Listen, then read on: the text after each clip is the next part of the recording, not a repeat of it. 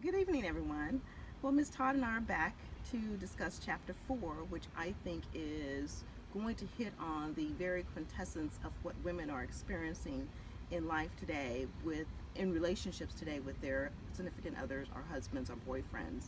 And I'm so excited to talk about this topic because it really going to show the personal side of what Akila went through as God convicted her and guided her to write this book, Date Smart. So I'm so excited about today's discussion in Chapter 4. And Chapter 4 is titled Charles Part 2. Okay, and it touches on three very important topics. And one is communication, reflection, and independence. Okay, so Ms. Todd, before we get started, can you, as a point of reference, can you very succinctly give the audience a description or some history on your relationship with Charles? Well, the history with Charles is he's a guy I met after being married for 10 years, and the first guy I dated actually, and with him it was so different than my marriage. Meaning he was fun. Not that I didn't have fun in my marriage. Where after the divorce, you're looking for something fun, Right, and that's right. what happened. And he was smart, and we had a lot of the same things in common. He taught me different things, and so it was a good relationship. And I was one to think of marriage. I am a marrying kind of girl, not a dating kind of girl. Mm-hmm. And thinking one day, because we were so close, we'd get married. Well, the relationship turned sour after 2.5 years. It just completely did a 180 from good to really, really bad. And he would go missing in action, and he wouldn't answer his phone. It was just bad. It was ugly. And when I asked God why this happened like it, he told me about myself and the wrong things I was doing. God convicted me. That's why he convicted me to write the book, because a lot of times we can look at the other person as in they are the problem. Well, God showed me where I made the mistakes, and the chastising I got was self-induced. Interesting. Interesting. And so this relationship went on for 2.5 years. Yes. So what characteristics did Charles possess that intrigued you to the point where you tolerated certain negative behaviors?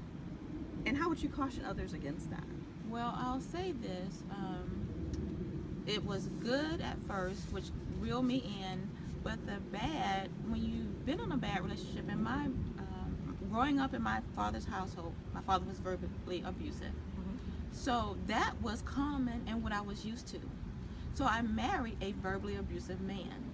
He was verbally abusive. And that was normal, and it was tolerated for, a matter of fact, I would probably still be married to him. But something happened with my mother that caused me to get a divorce. I was like, I'm done. So it was never his verbal abuse against me, because that's what I grew up with. So you can grow up in dysfunction, and dysfunction can be very tolerating and very acceptable and very common, is what you're used to. So to deter that, I would say, ladies, daughters of God, sons of God, because sometimes men have been in bad relationships as well. Read biblical. That's why we're doing these interviews. I want to encourage you to read biblical stories of relationships. It wasn't until I read Boaz and Ruth, Jacob and Rachel, Moses and Zipporah, that I was like, and Jesus and the church, and Joseph and Mary, that I said, oh, my marriage does not look like that. Right. It does not look like Boaz and Ruth. So to know what love is, to know what kindness and peace and gentleness and respect, it took God's examples in his word that he has so lovingly given us, but we have to read it to know it. Exactly. How can we know what he promises us if we don't read it? Exactly. In chapter 4, you stated that the biggest issue with Charles was the lack of communication, not telling him what bothered you. Relative to conveying your concerns, how did you honor Charles's institution of freedom when he clearly was dishonoring your time, feelings, in essence, the relationship as a whole towards the end? So, how did I respect his freedom? Well, I have to be honest with you. It wasn't until after the relationship that God started teaching me. Okay. That was when I was dishonoring his freedom. Mhm. I was controlling, nagging, even suffocating and smothering. He never said that. But I saw myself after God showed me what boundaries were, what freedom is, what a balanced relationship is, that I realized what I was doing. Can you cite some examples of what you were doing? Okay, for being smothering is, so I would go over his house and wouldn't leave. I would put my clothes in the closet. Good Lord Jesus, He didn't say this is a drawer for you. I made myself some space. You know what I mean? So it was, and like just staying there, and God said that I had a marriage mindset and I was not married. I mean, I love the Father, and He told me about myself in a loving, maturing kind of way. It wasn't to condemn me or shame me or beat me across the head. He said, daughter, these were the issues. Now change, and then I'm going to show you the right way of doing it. Okay. So it was after the demise of the relationship that you came to the realization that, hey, I played a role in this as well. And God opened up your eyes to say, well, daughter, this is what you need to change about yourself, because you're not married. You're in a relationship, but not in a committed, constitutional, God-blessed marriage. Exactly. And I was living exactly like I was, sharing everything, So I'm glad you said that, to caution God's daughters. I mean, no boundaries. And I learned boundaries after that relationship. I learned balance. I learned healthy, wholesome, nurturing. That's why I teach now, because we were talking earlier. I said if I knew then what I know now, I would still be married. Mm-hmm. But God allowed this to happen so that He knew I would love His children enough to share my experience and share His goodness.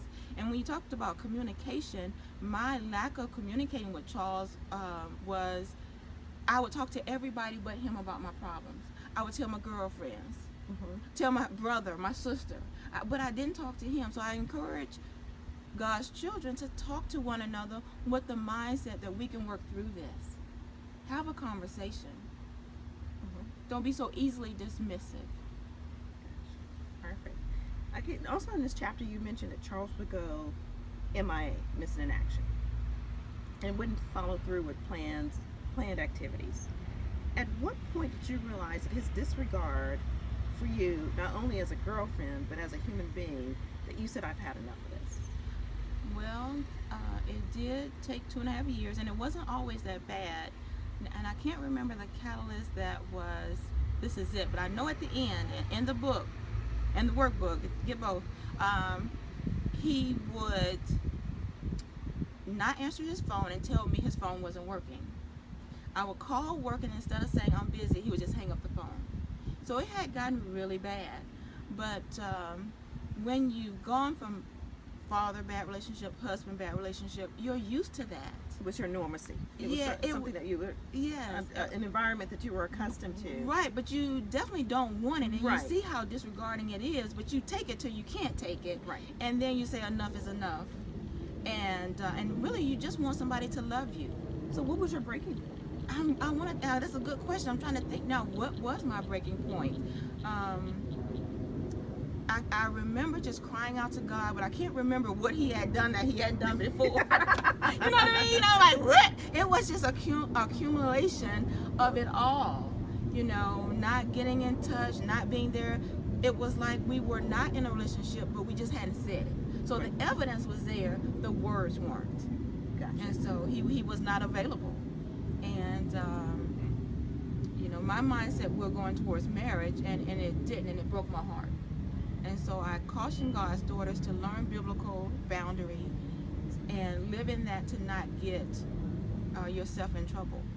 Yeah, that leads to question 5.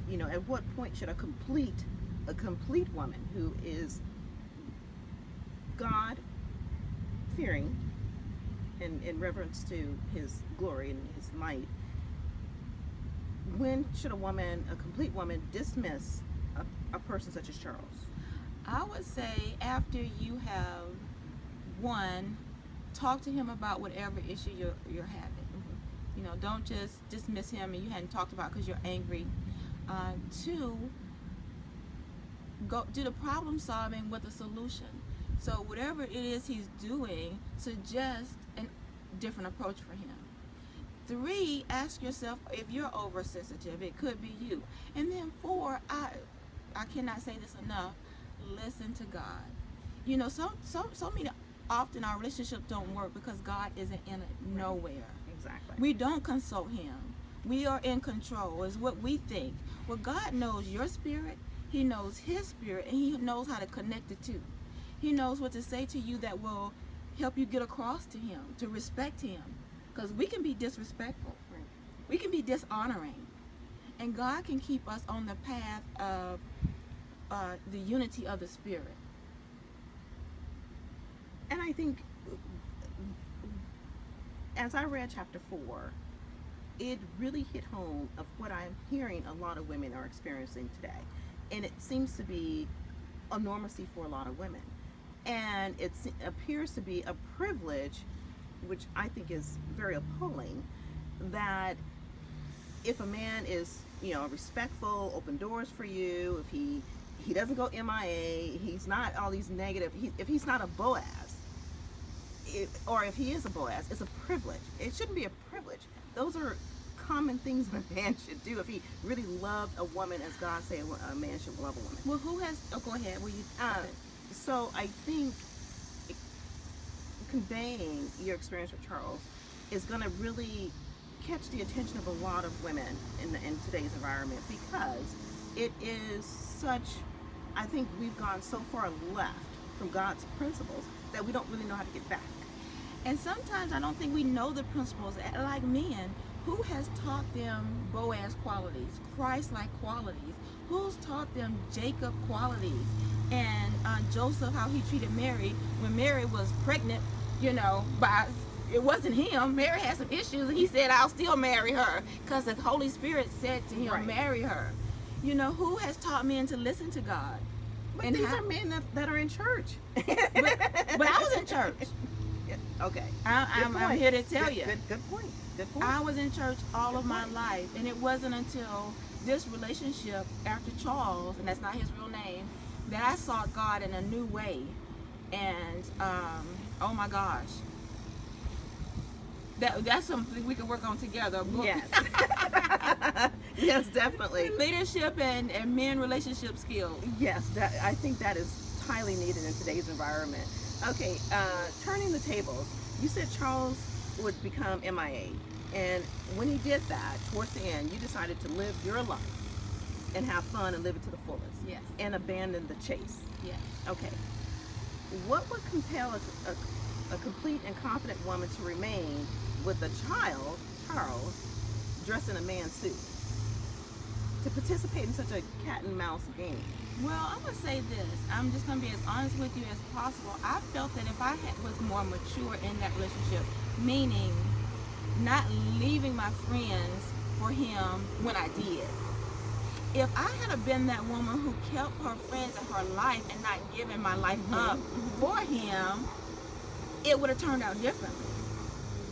So we have to see, and God had to show me, so women, if you find yourself in this, ask yourself, ask God. So ladies, what we have to do is ask God what the issues are. Are we a part of the problem? Because I know I was.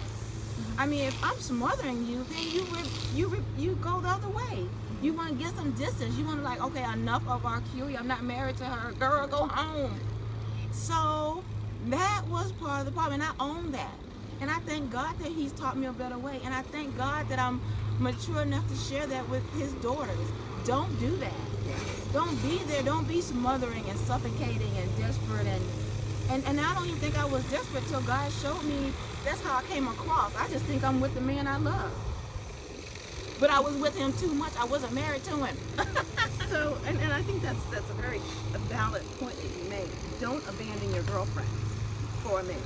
Because when that man is gone, guess who you're going to go back to? And then when he doesn't stop his basketball playing or playing pool or watching the football games with the guys. Yeah. But I stopped Desperate for Jesus conference. I didn't go. My girlfriends want to do something else. I was like, sister, she called for y'all later. That is the wrong approach, ladies. Okay, so that was my last question, basically, because I think we covered everything. But in summary, what key points would you like for women to take away from this discussion? Because I think it is so critical today. I want to say in chapter 4 is about Charles part 2, and it's reflective. It's reflective with God maturing and growing to be a godly woman. And in there, the Queen of Sheba questioned King Solomon and asked him all the questions she needed to ask to get an understanding and clarity, to say, we can move past this. I need to just approach, why are you doing the things you're doing? Why do you think that's okay? So that's a tool to use in relationships, to ask questions, not argumentative or confrontational. You are a queen while questioning, just to come up with a solution and an understanding and clarity. Perfect. Well, that concludes our session for today. And I was so thrilled to do this particular session because, like I said, just summarizing and bringing it all back home, you know, it's so vitally important for women to understand that you are precious, you should be cherished, you should be honored like God said a woman should be honored, and you should not tolerate certain behaviors from men. And I think in chapter 4, reading chapter 4 and the takeaways from chapter 4 is vital to your mental and emotional stability in today's society and dealing with men of today. And I want to thank you, Ms. Todd, Akila, and Thank you, Patricia. forward to chapter 5. Great questions. All right.